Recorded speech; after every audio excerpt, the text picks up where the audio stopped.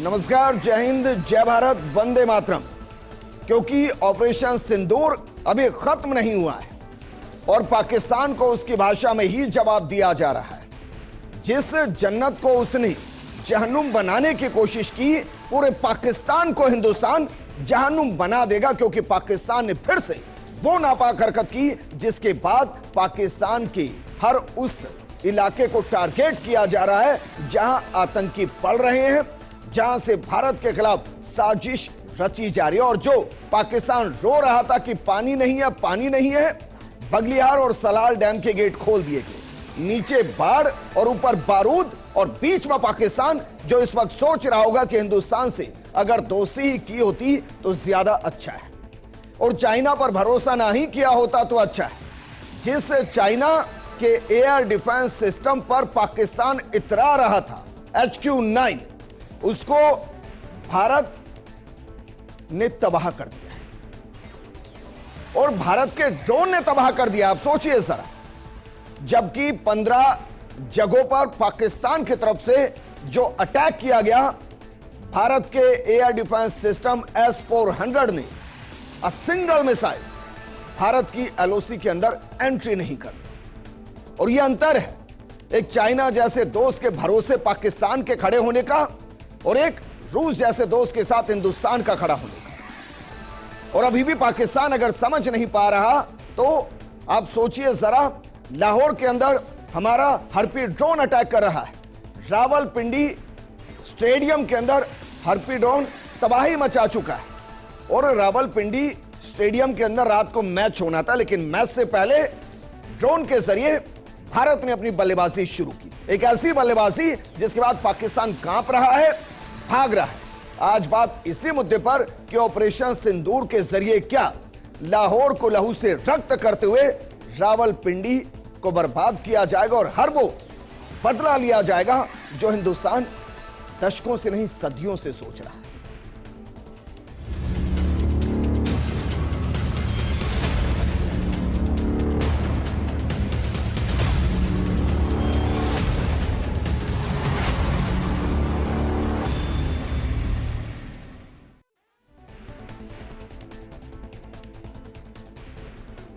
पाकिस्तान से लगातार बातचीत की कोशिश की गई, शांति बहाली की कोशिश की गई, लेकिन वो शांति समझता ही नहीं, शांति की भाषा भी नहीं सुनता। उसे सिर्फ गोले बारूद की भाषा सुनाई देती है, क्योंकि पूरा का पूरा पाकिस्तान आतंकिस्तान हो चला है।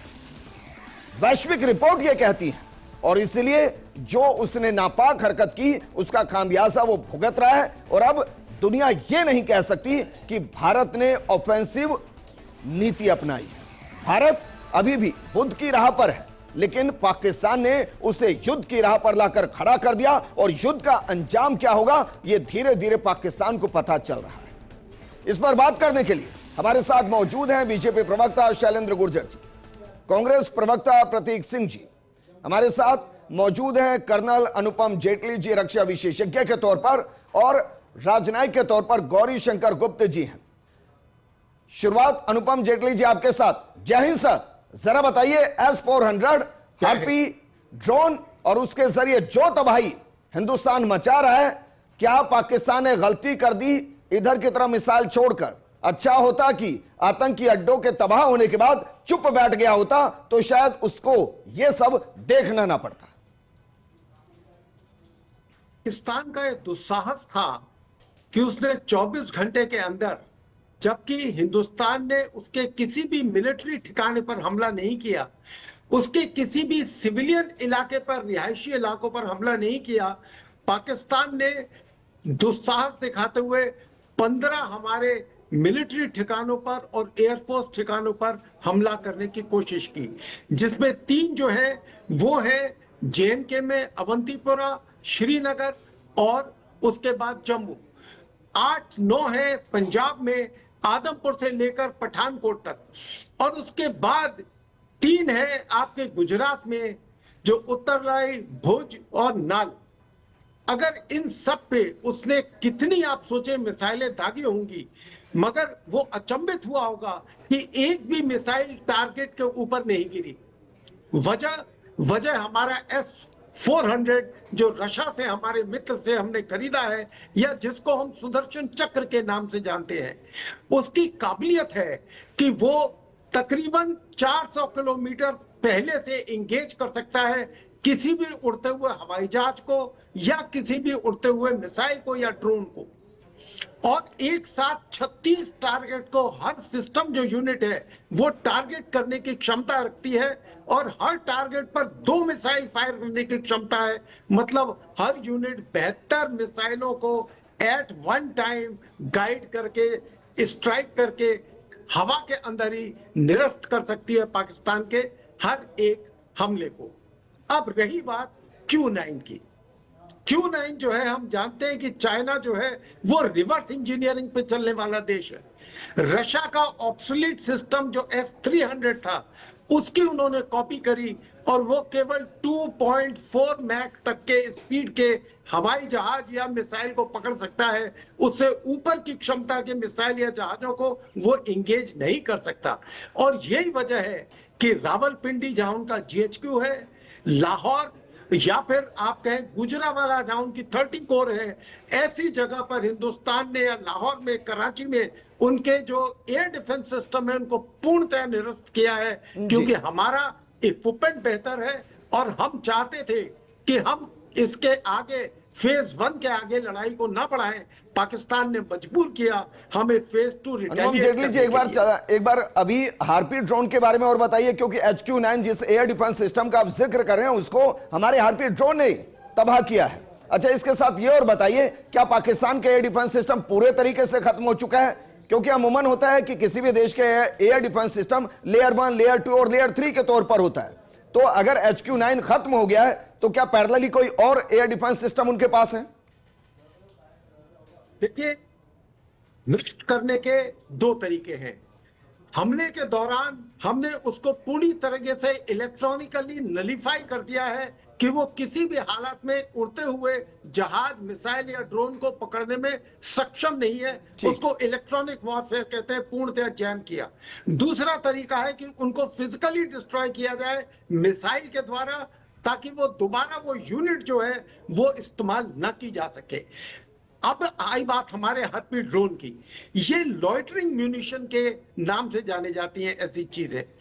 और लॉइटरिंग म्यूनिशन इसलिए क्योंकि हवा में एक जगह होवर कर सकती है, लॉन्ग रेंज तक जा सकती है, और अपना टारगेट ढूंढकर उसको सर्वेलेंस करके डिस्ट्रॉय कर सकती है। और ये ड्रोन जो है भारत के पास वो इतनी अच्छे म्यूनिशन है कि वो हम जहां चाहे, जिस समय चाहे, जिस तादाद में चाहे हमले को अंजाम दे सकते हैं। नहीं, लेकिन सर क्या वाकई में HQ9 इतना नाकारा निकम्मा है कि वो हमारे एक ड्रोन को भी ट्रैक नहीं कर पा रहा? दोनों चीज, सिस्टम ऑब्सोलीट है दुनिया में, और दूसरी बात सिस्टम के पीछे काम करने वाला जो इंसान है वो उससे भी नाकारा और डिमोटिवेटेड है। ठीक है सर, मैं वापस आपके पास आऊंगा। जरा एक बार देखिए, जिस हार्पी ड्रोन का हम जिक्र कर रहे हैं उस हार्पी ड्रोन की खासियत क्या है, क्योंकि एक देश के पूरे सिस्टम, डिफेंस सिस्टम को इस हार्पी ड्रोन ने तबाह कर दिया है।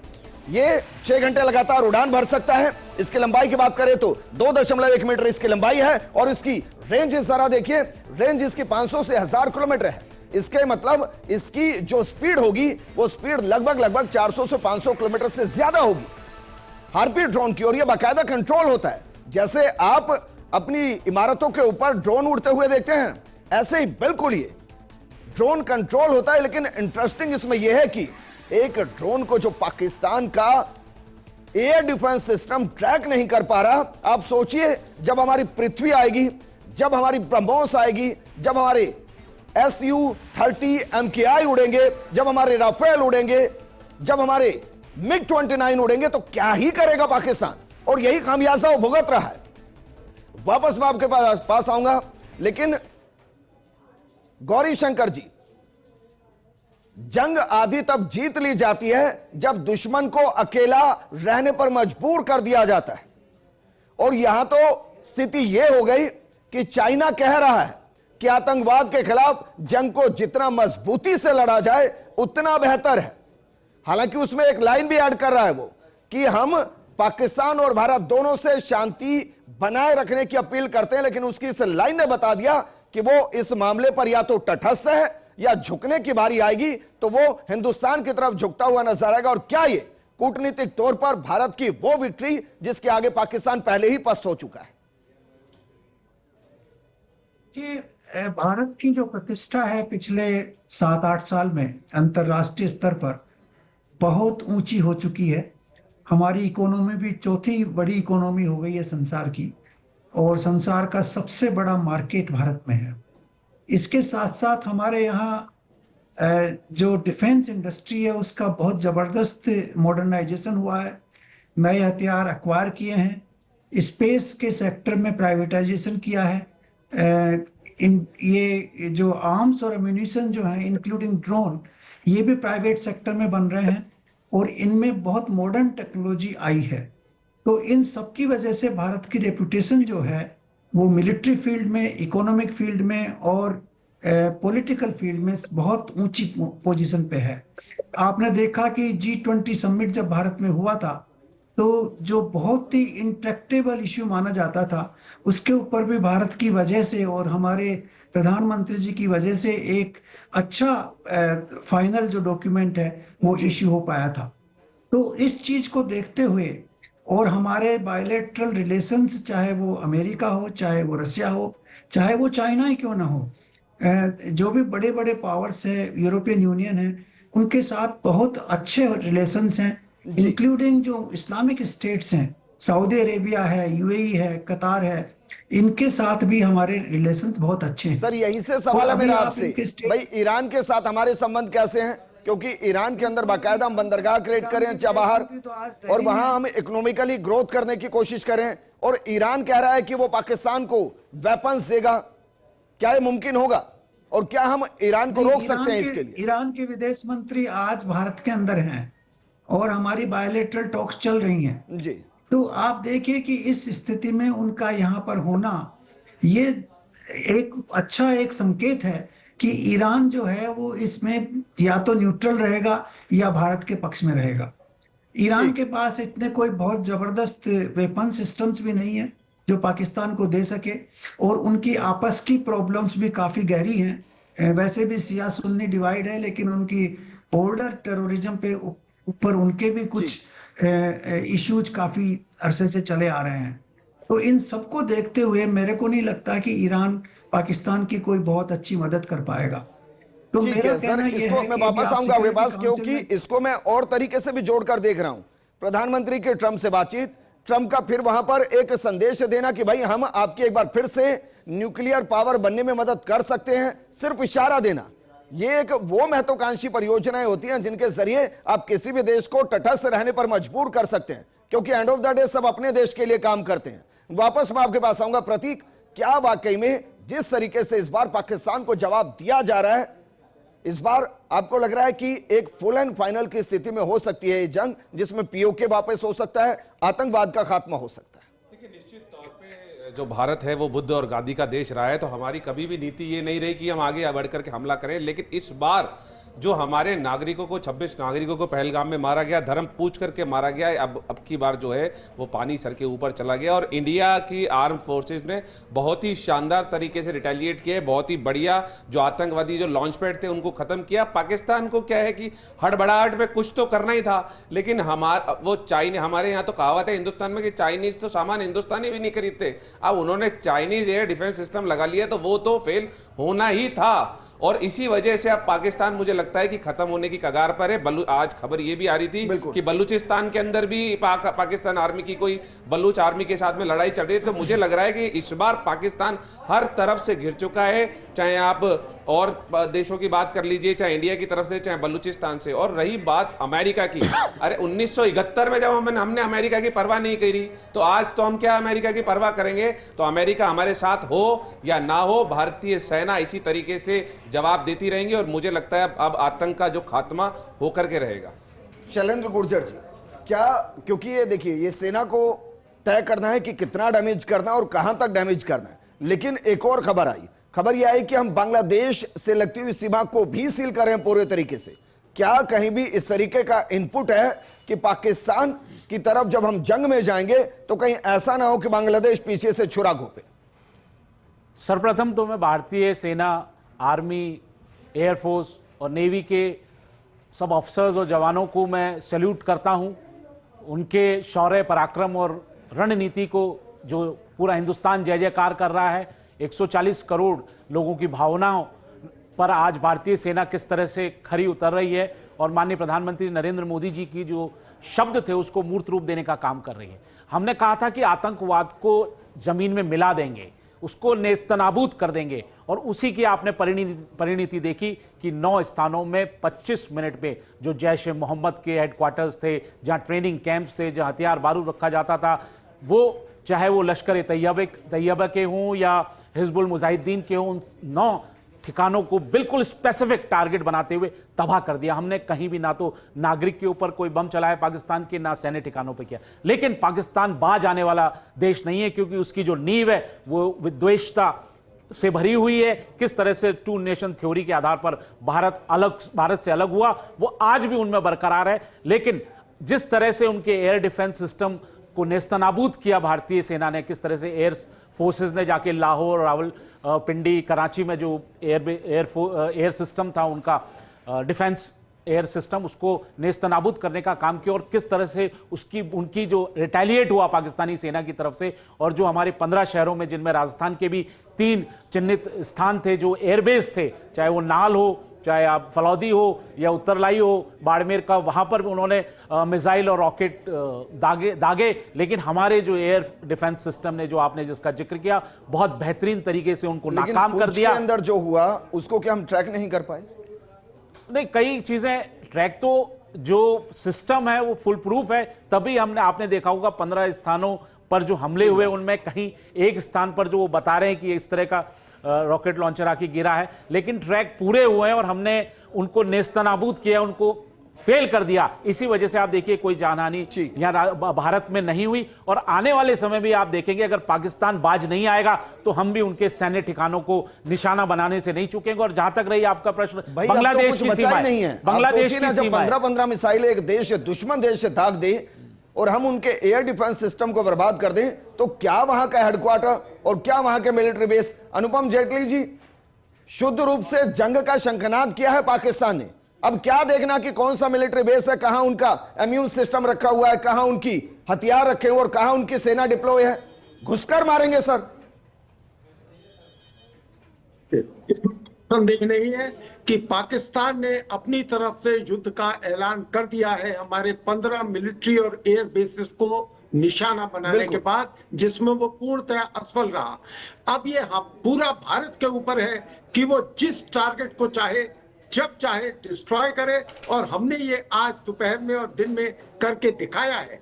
अब कितना एस्केलेशन होगा ये भारत डिसाइड करेगा। पाकिस्तान इस निर्णायक स्थिति में नहीं है कि अब इस लड़ाई को कंट्रोल कर सके। एक और सवाल सर मेरा, क्योंकि 1965 13 डेज, 1971 अगर मैं गलत नहीं तो लगभग 21-22 दिन, 1999 क्योंकि वो पहले से एक एडवांटेज वाली पोजीशन पर थे इसलिए 2 महीने लगे।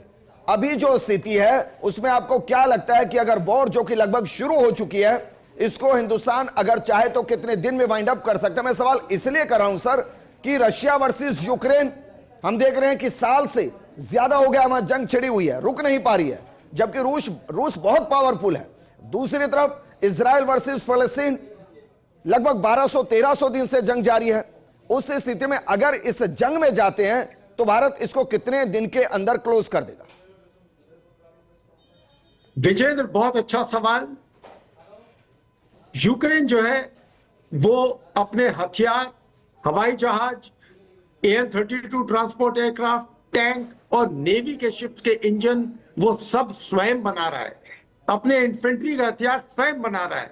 पाकिस्तान की ऑर्डिनेंस फैक्ट्रीज की क्षमता बहुत कम है और पैसा कमाने के लिए पाकिस्तान ने 2022, 23 और 24 में इतना $416 मिलियन का एमुनिशन जो है वो यूक्रेन को दिया है, यहां तक कि उन्होंने अपने रिजर्व तक उनको दिए हैं। तो उनकी एक रिपोर्ट के मुताबिक जो उनकी 2 मई को कोर कमांडर्स की कॉन्फ्रेंस हुई थी, उसमें पाकिस्तान की 2 तारीख को 4 दिन सर की माफी लड़ने के की साथ इस वक्त भारत अलग अलग मोर्चे पर सर्जिकल स्ट्राइक कर रहा है। जंग तो छिड़ ही चुकी है। इससे पहले जितने भी तमाम वो अधिकारी नेता पाकिस्तान के रहे, उनकी सोशल मीडिया प्लेटफॉर्म को बैन किया गया। और अब देखिए भारत सरकार के सभी ओटीटी प्लेटफॉर्म को निर्देश है, ओटीटी प्लेटफॉर्म को पाकिस्तानी वेब सीरीज बैन के निर्देश दिए गए हैं। पाकिस्तानी फिल्में, गाने, पॉडकास्ट भी हिंदुस्तान के अंदर बैन किए गए। वहीं भारत पाक के तनाव के बीच इस वक्त की बड़ी खबर, भारत के 18 एयरपोर्ट पर उड़ानें निलंबित कर दी गई हैं। आर्मी के मूवमेंट से जुड़े एयरपोर्ट पर उड़ान बंद कर दी गई है। इसका मतलब कि उनको पूरे तरीके से अंडर आर्मी कर दिया गया है कि आर्मी के फाइटर जेट्स जब चाहे वहां लैंड कर सकते हैं, जब चाहे वहां से टेक ऑफ कर सकते हैं। इसका मतलब यह है कि भारत के 18 एयरपोर्ट्स पर उड़ानें निलंबित कर दी गई हैं। आर्मी के मूवमेंट से जुड़े एयरपोर्ट पर उड़ान बंद कर दी गई है और उनको पूरे तरीके से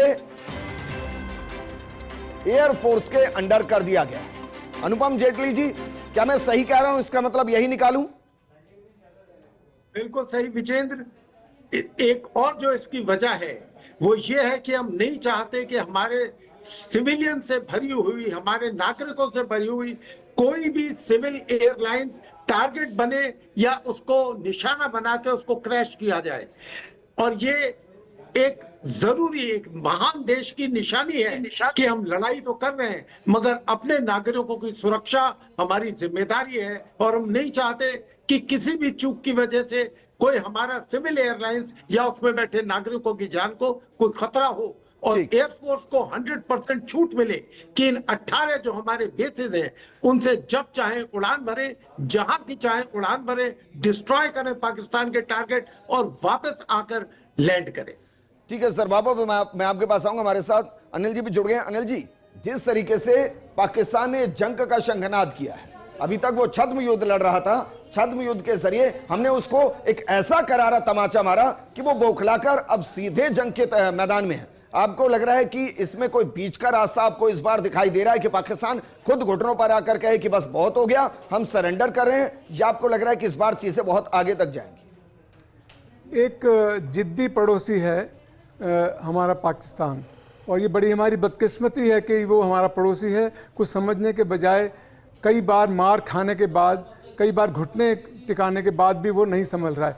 क्यों नहीं संभल रहा है ये हमारे लिए समझना ज़रूरी है, क्योंकि वहाँ के नागरिक नहीं चाहते युद्ध, ना हमारे भारत के नागरिक युद्ध चाहते हैं। दोनों देशों को युद्ध में धकेलना किसी की बहुत बड़ी मंशा या साजिश हो सकती है। वो किसकी साजिश है? जिनको इस युद्ध से फ़ायदा होने वाला है। इस युद्ध से दोनों को ही नुकसान होने वाला है। और युद्ध के शुरू में हम समझ लें, जैसे एक प्रवक्ता कह रहे थे कि हम कितने दिनों में उनके घुटने टेक देंगे, तो ये आज के सिनेरियो में ये कह पाना थोड़ा ज़्यादा ओवर एम्बिशियस हो जाएगा, क्योंकि पाकिस्तान को सपोर्ट करने वाले आप सब जानते हैं कौन हैं और कटिबद्ध हैं इस के पाकिस्तान के घुटने झुकने के टोटल उसके खिलाफ हैं। वो चाइना है, आपका हाथ कभी नहीं पकड़ेगा। अमेरिका है, कभी आपको सिर्फ, आज आपने देखा होगा कल जब बीबीसी का मैं एक क्लिप देख रहा था, उसमें उनके चेहरे पे एक हंसी और एक मजाक था कि ये दोनों देश कितने बेवकूफ़ हैं जो कितनी सदियों से लड़े जा रहे हैं, जबकि ये बिल्कुल झूठ है। हम सदियों से नहीं लड़ रहे हैं। हम कुछ एक हो सकता है 70 साल से कुछ हमारी अनबन रही होगी, उससे पहले दोनों देश एक ही थे, जो उनसे देखा नहीं जा रहा।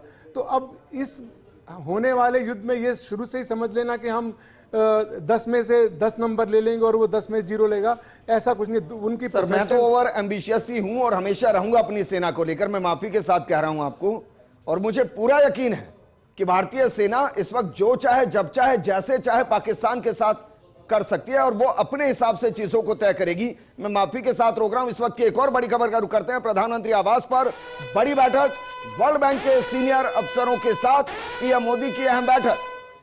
भारत के पाकिस्तान पर एक्शन के बीच यह बैठक अहम है। विश्व बैंक अध्यक्ष अजय बंगा की पीएम मोदी के साथ चर्चा हो रही है। वर्ल्ड बैंक के साथ चर्चा का मतलब आप सोचिए कि रणनीति कहां से कहां तक है। उनको 2 कौड़ी कह रहे हैं, 2 कौड़ी भी भारत की तरफ से ना मिले, यहां तक की प्लानिंग हो रही है। और दुनिया इस स्थिति में आतंकिस्तान के साथ ना हो, उन्हें फंडिंग ना करे, इसको लेकर भी लगातार रणनीति बन रही है। एक और बड़ी खबर का रुख करते हैं। भारत के 27 एयरपोर्ट पर उड़ानें निलंबित की गई हैं। अगले आदेश तक उड़ानें निलंबित की गई। जम्मू से लेकर पोरबंदर एयरपोर्ट बंद रहेंगे, लेह से लेकर ग्वालियर एयरपोर्ट बंद रहेंगे। और इसका जवाब अनुपम जेटली जी दे चुके हैं कि ऐसा क्यों किया जा रहा है। वो जो धोखेबाज पाकिस्तान है, जो दोगला पाकिस्तान है, जो आतंक को पालने वाला पाकिस्तान है, वो हो सकता है अपनी खींच मिटाने के लिए सिविलियंस को अटैक करे, और वो करता है। पुंछ के अंदर जो किया गया वो सिविलियंस को अटैक किया गया, जबकि भारतीय सेना ने स्पष्ट रूप से स्पेसिफिक टारगेट को लॉक करके सिर्फ आतंकियों को मारा था, सिर्फ आतंकियों को। लेकिन गौरी शंकर जी, दो बड़े इनपुट हैं सर आज के। ईरान का प्रतिनिधि भारत होना और वर्ल्ड बैंक के चीफ के साथ प्रधानमंत्री मोदी की बातचीत होना। क्या मैं इसका मतलब यह निकालूं कि ईरान को कहा जा रहा है कि आप थोड़े दिन शांत रहिए, और वर्ल्ड बैंक को कहा जा रहा है कि फंडिंग नहीं होनी चाहिए?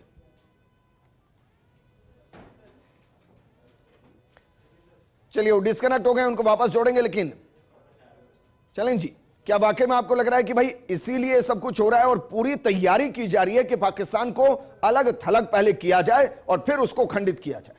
विजेंद्र जी, पाकिस्तान को तो डिप्लोमेटिकली अलग थलग कर ही दिया था भारतीय कूटनीति ने। आपने देखा किस तरह से माननीय प्रधानमंत्री जी, विदेश मंत्री जी ने सारे विदेश मंत्रियों जो बाहर के राष्ट्रीय अध्यक्ष हैं उनसे बातचीत करी और किस तरह से पाकिस्तान को आइसोलेट करने का काम किया। उसके बाद आपने देखा किस तरह से कूटनीतिक तरीके से हमने इंडस रिवर ट्रीटी जो है उसको सस्पेंड कर दिया। और वर्ल्ड बैंक, मैं आपको एक और जानकारी दूं, वर्ल्ड बैंक उसमें मध्यस्थता करता है। हो सकता है ये भी आज चर्चा हो वर्ल्ड बैंक की कि भाई इंडस वाटर ट्रीटी को आपने किस तरह से किया है, उस पर भी बातचीत हो। और फंडिंग की जो आपने बताई कि फंडिंग नहीं मिलनी चाहिए पाकिस्तान को, क्योंकि पाकिस्तान वो देश है जो कभी सुधरता नहीं है। और ये माननीय प्रधानमंत्री नरेंद्र मोदी जी ने अब प्रण ले लिया है, यह राष्ट्र हित में हमारा संकल्प है कि आतंकवाद और आतंकवाद को पोषित करने वाले उनके आला कमान, उनको भी हम नहीं बख्शेंगे। यह उनका स्टेटमेंट है, कमिटमेंट है देश के प्रति। और उसी के तहत अगर पाकिस्तान अपने हरकतों से बाज नहीं आएगा, और जिस तरह से आपने देखा वो अंदर हमारे एयरबेस कैंपों को हमला कर रहा है और किस तरह से हमने उसके हमले को नाकाम किया, और अगर पाकिस्तान बाज नहीं आया तो हम उनके सैन्य ठिकाने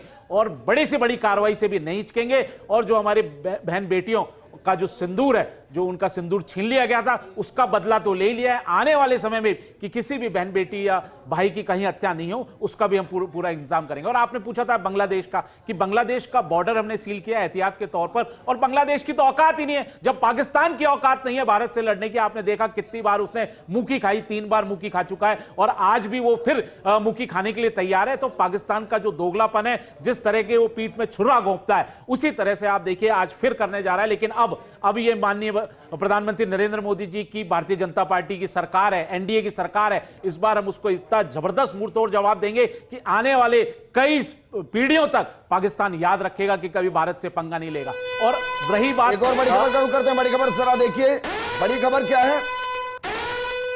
बड़ी खबर है कि भारत की पाकिस्तान पर जवाबी दहाड़।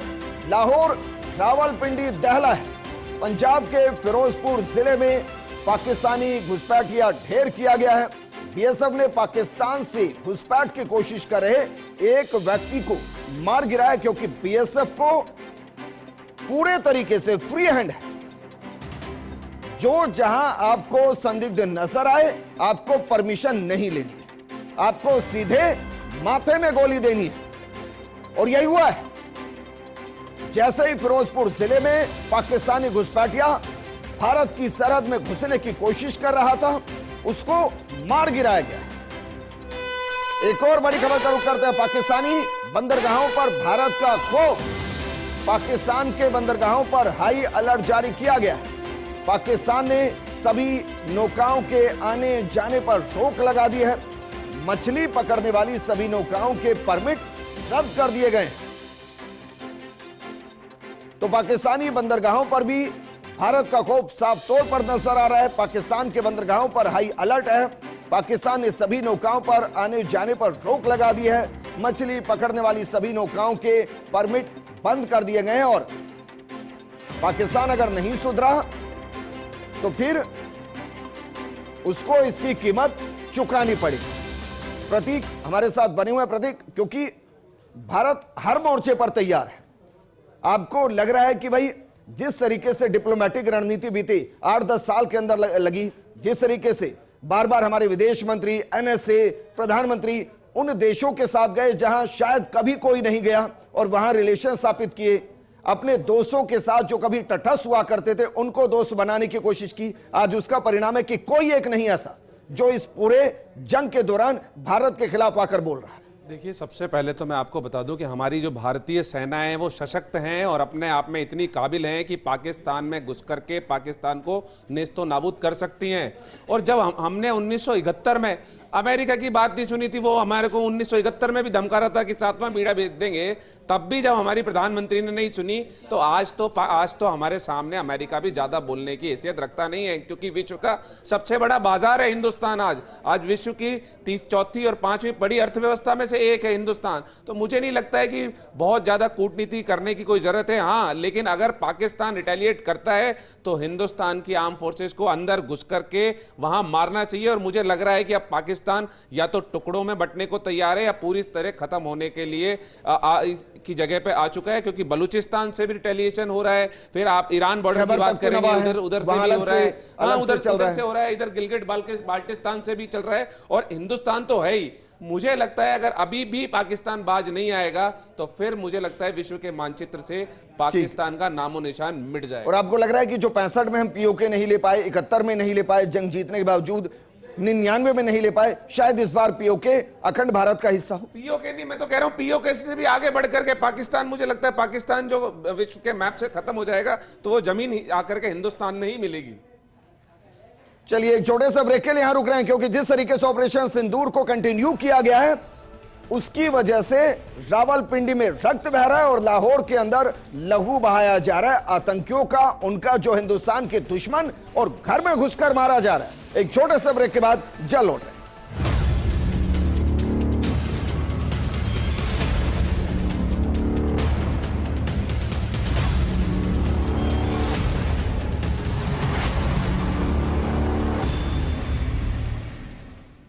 सेना ब्रेक नहीं लेती है और इस बार सेना उस अंदाज में पाकिस्तान को ब्रेक करने की स्थिति में है जहां वो पाकिस्तान कई टुकड़ों में बंटता हुआ नजर आएगा अगर वो बाज नहीं आया अभी भी, क्योंकि जो हिमाकत उसने की उसके बदले में भारतीय सेना अब उस अंदाज में बदला ले रही है कि पाकिस्तान का जो हेडक्वार्टर है रावलपिंडी, वहां एक नहीं दो अटैक किए गए, एक वहां के खेल स्टेडियम पर और दूसरा रावलपिंडी के अंदर। अनिल जी, जिस तरीके से उनके एयर डिफेंस सिस्टम को खत्म किया गया, हालांकि मैं मानता हूं कि किसी भी हथियार को पावरफुल तब बनाया जाता है जब उसको चलाने वाला पावरफुल हो, वरना आइनस गाजी में कोई दिक्कत नहीं थी, जिसको हमारे एक ऐसे पनडुब्बी ने डुबो दिया जो शायद रिपेयरिंग फेज में थी। उनके पेटेंट टैंक में कोई दिक्कत नहीं थी, लेकिन हमारे अब्दुल हमीद ने आर्टिलरी गन से उड़ा दिया। उनके F-16 में कोई दिक्कत नहीं थी, लेकिन हमारा मिग उड़ाकर आ गया। और देखिए अब JF-17 इसको भी उड़ा दिया गया हमारे डिफेंस सिस्टम से। समस्या पाकिस्तान के साथ बहुत ज्यादा है, लेकिन जिस स्थिति में हम रावलपिंडी में अटैक कर रहे हैं, हम लाहौर में अटैक कर रहे हैं, तो ये बताया जा रहा है ना कि भाई इधर आकर मत देखिए। Sir, it's always the man behind the machine. हम आर्मी में ये मानते हैं कि अगर एक हथियार मैं किसी दूसरे को दे दूं और एक ज़्यादा ट्रेन और जिसके पास एक मुद्दा है, जिसके पास एक नीयत साफ है, वो ज़्यादा उसका अच्छा कार्रवाई कर सकता है, उसका रिजल्ट अच्छा ले सकता है। वही बात भारत और पाकिस्तान के बीच में है। आपने देख लिया होगा पिछले 15 दिन में नीयत क्या थी उसकी। शुरू में उसकी नीयत इतनी घिनौनी और कायराना थी कि इनोसेंट लोगों को उसने मारा, और एक घटिया सबक देने के लिए कि भारत में ये धर्म के नाम पर कुछ ऐसा हो जाए, मगर ऐसा कुछ नहीं हुआ। आप देख रहे हैं पूरी भारत, सब धर्म, सब पॉलिटिकल पार्टी एक साथ हैं। अब पाकिस्तान क्यों हर बार इतने उम्दा हथियार उससे अमेरिका से या अपने साथियों से लेके फिर भी हारता है? क्योंकि it's all because the intent and नीयत उनकी है कि हम अपनी किसी तरह अपनी बचाव कर सके। जब पहले गलती करते हैं उसको फिर बचाव करना चाहते हैं। अब हमारे पास है इनिशिएटिव, पहले उनके पास इनिशिएटिव, उन्होंने एक घटिया हरकत से शुरू किया, अब हमारे पास आंसर भी है और नीयत भी हमारी साफ है कि हमने उसको अब कुचलना है। तो अब उसको कुचलने के लिए पूरी इंडियन आर्मी और बल्कि तीनों सेनाएं तैयार हैं, और विल ऑफ द नेशन भी यही है कि इसका मुंह तोड़ जवाब दिया जाए। बिल्कुल, और अपने दर्शकों को बता रहा हूं, दरअसल इसको पढ़िएगा जाकर, पेटेंट टैंक छोड़कर जो पाकिस्तानी सैनिक भाग गए थे, आपको पता है क्यों भाग गए थे? वो इसलिए भाग गए थे कि कहीं भारतीय सेना के जरिए उनका जिस्म जख्मी हो गया या वो जख्मी होकर मर गए तो ऊपर 72 हूरें नहीं मिलेंगी। आप सोचिए जरा, उनको जन्नत नहीं मिलेगी। वो इसलिए मातृभूमि की रक्षा करने के जगह हूरों के सपने देखते हुए पेटेंट टैंक छोड़कर भाग गए थे। ये है पाकिस्तानी सेना। और हमारी सेना, जिसके हाथ से बंदूक निकल जाए तो बंदूक के आगे जो वो एक नुकीली हथियार होता है, उससे बाकायदा वो दुश्मन की छाती में ठोक कर बताती है कि हम इंडियन हैं। ये अंतर है दोनों के बीच में। 1965 में सर, सॉरी इंटरवीन करूंगा, 1965 में अब्दुल हमीद, जिनका आपने अभी जिक्र किया, सर उन्होंने 6 टैंक बर्बाद करने के बाद खुद लहूलुहान हो गए थे। अंतिम सांस तक वो पाकिस्तानी टैंकों को अकेले बताऊंगा असल उत्तर की लड़ाई में वो डिस्ट्रॉय करते रहे। वही एक कमांडर, खुकरी के कमांडर थे, कमांडर MN मुल्ला, वो उस शिप के कमांडर थे। वो जानते थे कि खुकरी डूब रही है, मगर वो उन्होंने सब अपने साथियों को इवैक्यूएट करवा दिया, खुद शिप के ऊपर खड़े रहे और उसके साथ ही डूबे। कहते कि मैं इस शिप का जिम्मेवार हूं और इसके साथ ही नीचे दफन होऊंगा।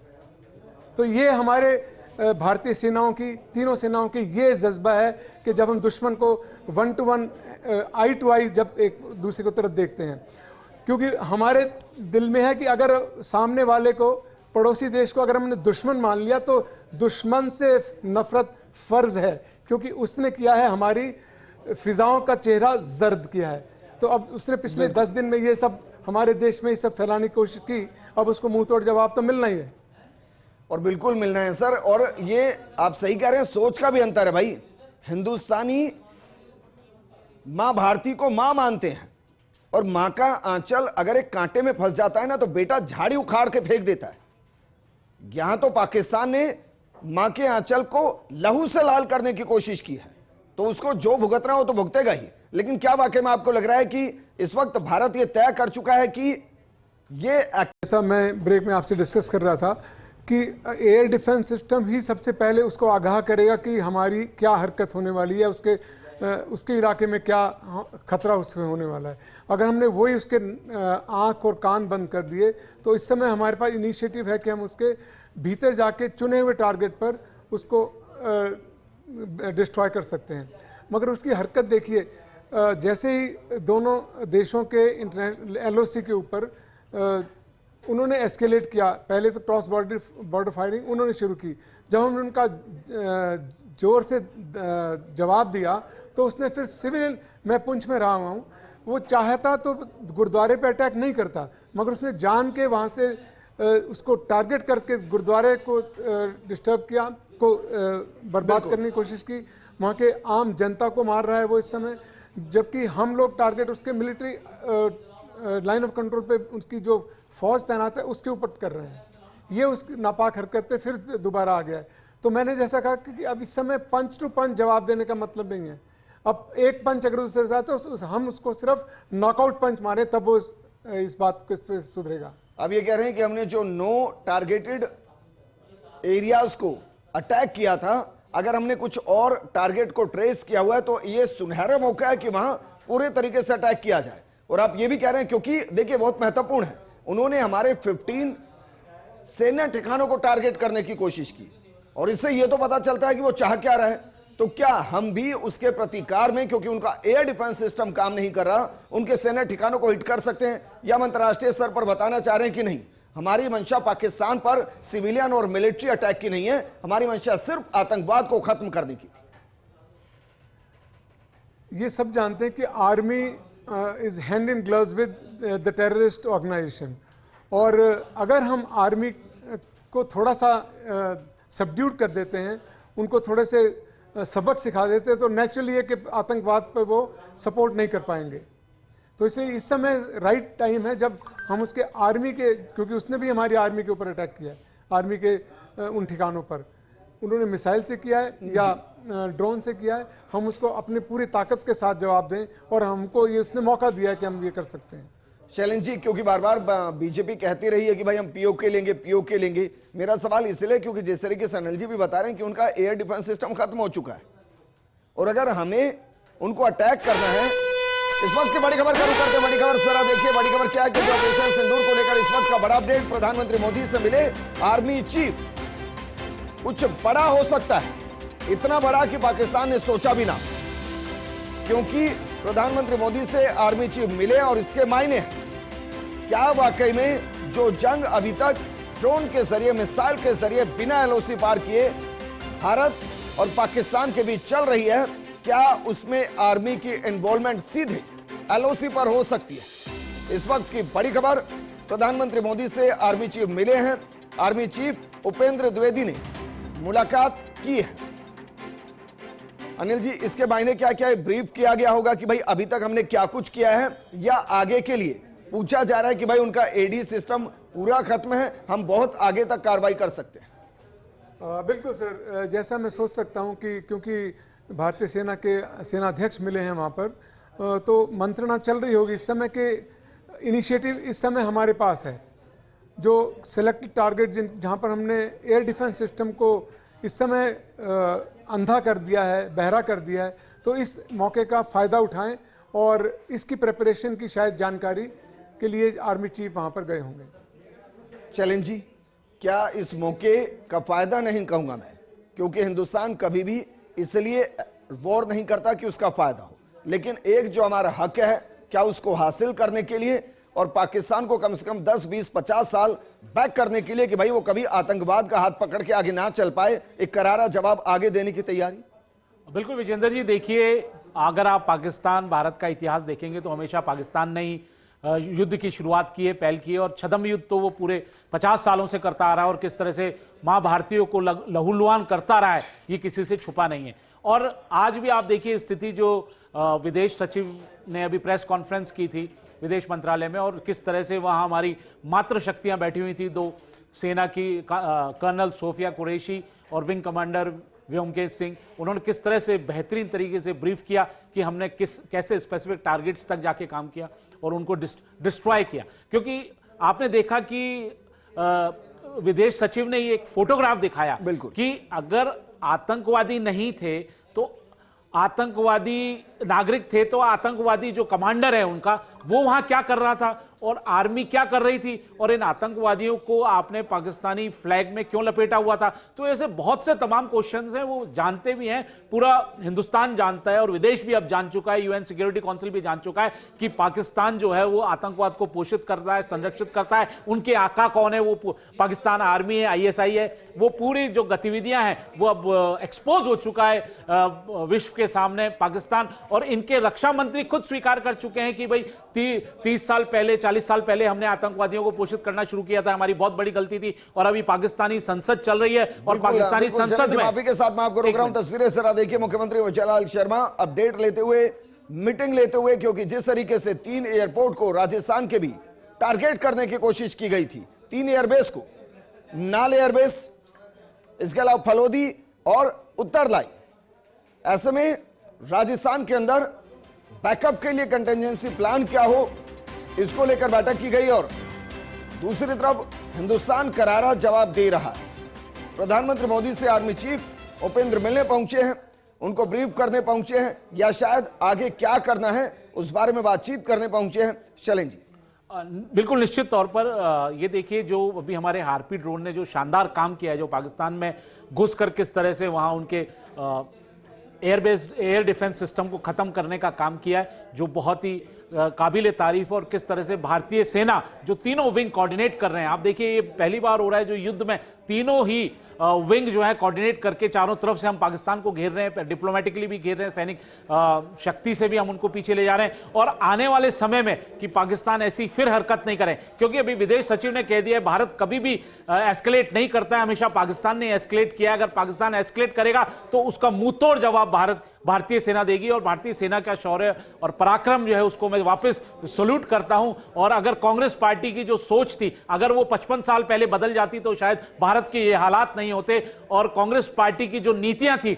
26/11 का अटैक हुआ और किस तरह से आपने देखा कि भारतीय सेना तैयार थी कि हम मुंह तोड़ जवाब दें आतंकवादियों का, लेकिन नहीं दे पाए। मनमोहन सिंह जी चुप रहे और किस तरह से पूरे घटनाक्रम में, इसमें राजनीति में नहीं जाना चाहता। अगर आज कांग्रेस पार्टी की सोच बदल रही है तो मैं उसका स्वागत करता हूं कि 55 साल बाद अगर उनकी सोच बदलती तो मां भारती इतनी लहूलुहान नहीं होती, पहले बदल जाती तो। और कांग्रेस के जो नेता हैं उन्होंने भी बयान देने बंद कर दिए हैं। उनको जो राहुल गांधी जी हैं, मैं उनको भी धन्यवाद देता हूं कि उन्होंने कंट्रोल तो किया अपने नेताओं पर कि आज भारत जो है 140 करोड़ देशवासी एक साथ खड़े हैं, उनकी जनभावना एक साथ है, तो क्यों इस तरह के बयान आ रहे हैं। और आज की तारीख में भारतीय सेना पूरा जवाब देने के लिए सक्षम है। हम किसी भी हद तक जाएंगे। हमारे निर्दोष नागरिकों की हत्या की जा रही है, आपने देखा एलओसी पे कंटिन्यूस फायरिंग चल रही है और 14-15 नागरिकों को मार दिया गया है। तो पाकिस्तान की जो हरकतें हैं, कायराना हरकतें हैं, और किस तरह से वो घिनौनी साजिश रचता है,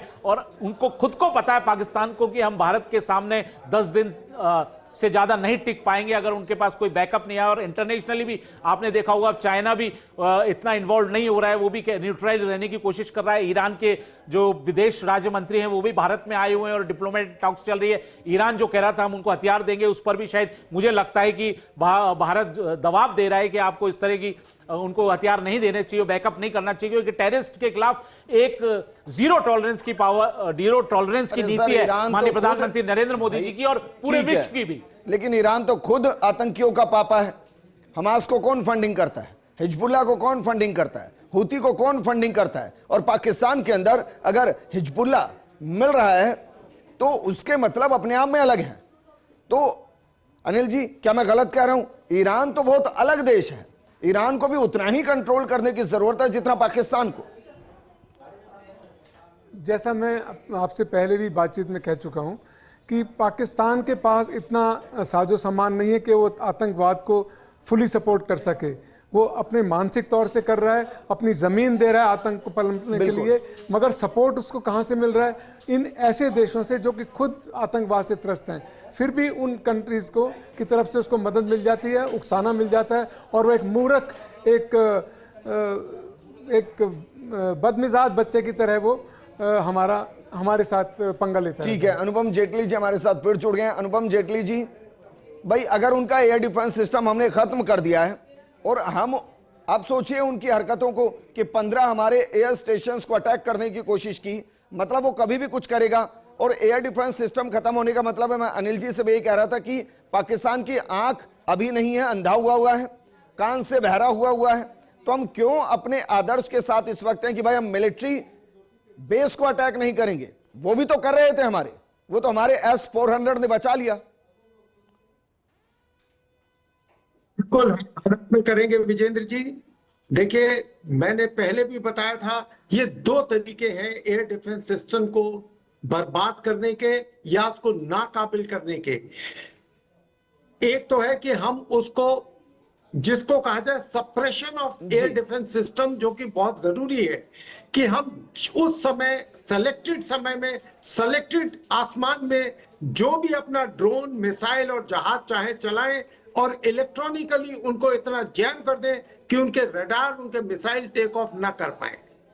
दूसरा, उनको ड्रोन से या मिसाइल से हिट करके उनको डिस्ट्रॉय करें, तहस नहस करें जी। ये दोनों ही तरीके अपनाए जाते हैं और दोनों ही तरीके अपनाए गए होंगे, वरना ड्रोन इतनी आसानी से जाकर अपने टारगेट पर नहीं लग सकता।